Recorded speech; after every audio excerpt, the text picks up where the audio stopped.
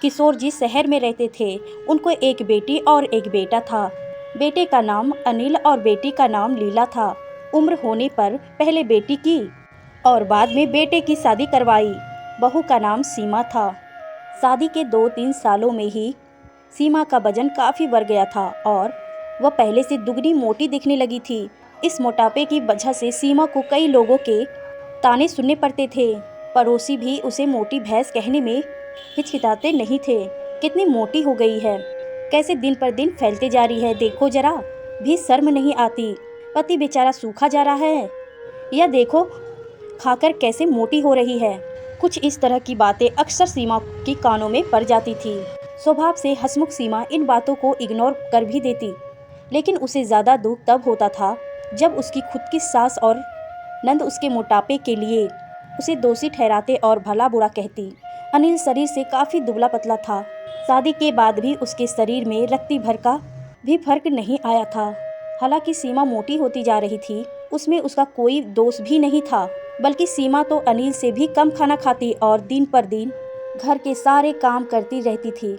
अपने मोटापे की वजह से चाहे किसी काम में कितनी भी दिक्कत हो, सीमा उस काम को कभी अधूरा नहीं छोड़ती थी। उसने घरेलू नुस्खे और कई तरह के उपाय करके अपना मोटापा कम करने की कोशिश की थी, लेकिन शायद उसके शरीर के हार्मोन्स ही थे जो उसे मोटा बनाए रखे थे। अनिल को उसके मोटापे से कोई दिक्कत नहीं, वह तो बेचारा अपने बिजनेस को संभालने में व्यस्त रहता था। उसकी माँ और बहन हमेशा इस वजह से सीमा को कुछ न कुछ सुनाते रहते थे और सीमा काफ़ी रोया करती थी। सीमा जब भी मौका मिलता अपने पति से इस बारे में बात करती थी और कहती थी कि अपनी माँ और बहन को समझाओ, मैं मोटी हूँ, उसमें मेरा क्या दोष है, पूरी दुनिया मुझे कुछ भी कहे मुझे फ़र्क नहीं पड़ता, लेकिन जब मेरे अपने की मुझे भला बुरा कहते हैं तो मुझे काफ़ी दुख होता है। ऐसे ही दिन बीते चले गए। एक दिन सीमा की सास ताज़ी हवा लेने के लिए जब टेरेस पर गई हुई थी, तब वापस लौटते समय उनका पैर फिसला और सीढ़ियों से वह गिर गई।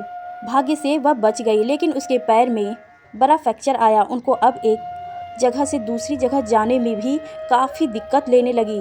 बिना किसी के सहारे के वह ऐसा कर ही नहीं पा रही थी। जिस मोटी बहू को वह रोजाना ताने मारती थी, आज वही बहू उनका हर काम कर रही थी और उन्हें एक जगह से दूसरी जगह ले जा रही थी। उनका खुद का वजन भी 75 किलो था, जो उनके बेटे अनिल के लिए भी उठा पाना संभव नहीं था। हमको विचार आया कि बहू शरीर से भरी पूरी नहीं होती तो आज उनका क्या होता। सीमा की सास को सीमा के साथ किए हुए अपने बुरे बर्ताव के लिए पछतावा होने लगा। उन्होंने एक दिन मौका देखकर बात के लिए सीमा से हाथ जोड़कर माफ़ी भी मांगी। सीमा ने कहा, अरे मालिक, आप क्यों माफ़ी मांग रहे हैं, आप मुझे समझने लगी, मेरे लिए इतना ही बहुत है। उस दिन के बाद सीमा के साथ में कभी भी उसे उसकी मोटे की वजह से एक शब्द भी नहीं बोला, बल्कि तो उन लोगों से लड़ जाती थी जो सीमा को मोटी कहकर उसकी बुराई करते थे। सीमा की नंद भी इस घटना के बाद उसे इस विषय पर कुछ भी ना कह सकी। खुश मिजाजी सीमा अब पहले की ही तरह सब कुछ भुलाकर खुश रहने लगी।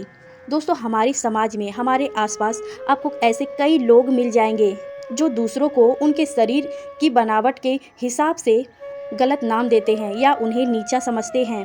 किसी की हाइट कम है तो नाटा, किसी का रंग काला है तो कलिया, कोई हेल्दी है तो मोटा, किसी के बाल कम है तो टकला।